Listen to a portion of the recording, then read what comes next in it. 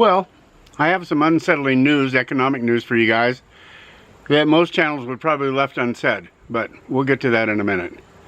Remember, for you guys that are new, I'm Geno Perez, Geno Perez Adventures. I was a rancher, banker, bush pilot, raised 2 kids by myself, 2 sons. Been around for a while, 74 years old. And this is the first day of the rest of your life, and if nothing changes, nothing changes. Be sure to like, subscribe, hit the notification bell if you like it, share it with a friend. So let's just dive right in.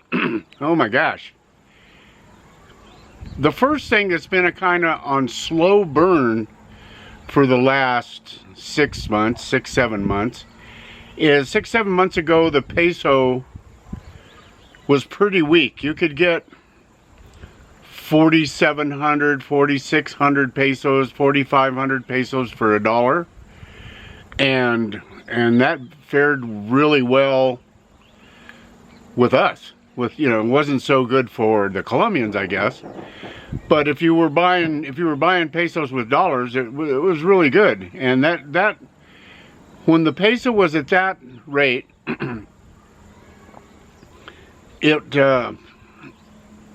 and the minimum wage was at about 1,300,000 pesos. It was pretty inviting to come down and get $4,500 for your dollars, and you only needed to have about $1,000 in income to get a retirement visa. Well, over the last 6 months, it has dropped about 10 points. Today, when I went and got money out of the ATM, I got paid 3,400 pesos. 3,460 pesos, somewhere around there. 3,460. 1,000 pesos less than it was 6 months ago. And what that means is that my buying power has dropped from 23 to 25% in the last 6 months. And that's one thing. And the next thing, and that just, you know, it costs 25% more to live here over the last 6 months. And I'm not saying that's horrible. It's good, but it sure isn't as good as it was. And usually the last few years it would dip before the end of the year, and then the end of the year it would come back up, and the peso, the peso would weaken and would be okay.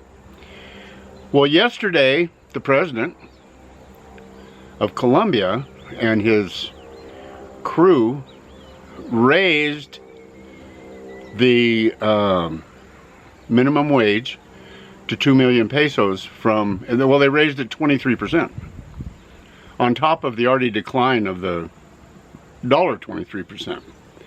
And what's that mean to you? Well, when it was at 1,400,000, you would have to have 3 times that amount to get a retirement visa. And in dollars, that was about $1,000 a month. I mean, $1,000 a month, yeah. And you could get a retirement visa on $1,000 a month. Well, with the new increase to 2 million pesos for minimum wage in Colombia, it now is going to take you a minimum of $1,720 in monthly income to be able to qualify for retirement in Colombia. That's a pretty good jump. So when you take into consideration the dollar's weakness, now if the dollar was stronger and if the dollar was back up around 4,500, it wouldn't be so bad and it wouldn't be that much. It would be somewhere in the middle of, you know, like $1,300. But with the dollar being weak, and the wages, the minimum wages, set at 2 million pesos. That means you have to have 6 million pesos a month in income to qualify for a retirement visa. So it's like a double whammy. Your purchasing power dropped 23 to 25%, and the amount that you needed increased another 25%. And so if you're really looking at it, it's almost 60 to 70%. I know that the numbers don't really match, but 60 to 70% more money. You're going to need 60 to 70% more money than you did 6 months ago to not only live here, but to qualify. Well, to live here, you can still live way under that, but to qualify to live here, you're going to have to have at least $1,720 a month in income to qualify. And above and beyond that, to live here, our prices are going up every day. When I got here a few years ago, we were paying $1.80 for gasoline. Today, it's over $4, almost $5 a gallon. So, and what they don't realize, what the president doesn't realize, or maybe he does, or maybe he doesn't care, I don't know. But there are a lot of the small businessmen can't afford to pay their people 2 million pesos, because it's not just the pesos, and then they have to pay them. They have to pay them the 23% increase in pesos. They have to pay them for transportation. They have to pay them for insurance. They have to pay, and the list goes on. So what's going to happen is a lot of these workers are going to actually not have any work, because then if a worker, I mean, if an owner has 5 employees, he's probably going to have to cut back to 3 in order to maintain his same level of profit. And they just don't get it. They just really don't get it. And so what that means to all of us too is the price of everything is going to go up. It's going to kick off inflation here. You know, they reckon that the inflation in Colombia is like 5%. That's hockey. I mean, in the real world out here, it's more like 9 or 10%. But they fiddle the numbers just like any government does. So now, with a 23% increase in minimum wages, what's that going to do? That's got to relate to 23% increase in everything over the next few months. So, our dollar's buying less. We have to have more of them to stay even, and we have to have more of them to qualify for certain visas. Marriage visas doesn't matter. That doesn't matter.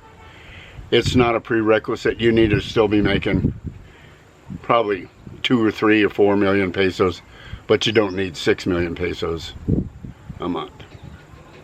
So with that being said, I don't know where it's going. I don't want to be Chicken Little. And don't get me wrong, it's still a hell of a good deal. It's still not the States. It's still a really good deal. But you have to, if you look long term, what's it going to look like in 5 years? What's it going to look like in 10 years? So I'll be 75 in 15 days. What's it going to look like when I'm 80? Will I be able to afford to live? Will I be afford to live anywhere? Because if you can't afford to live here, where are you going to go?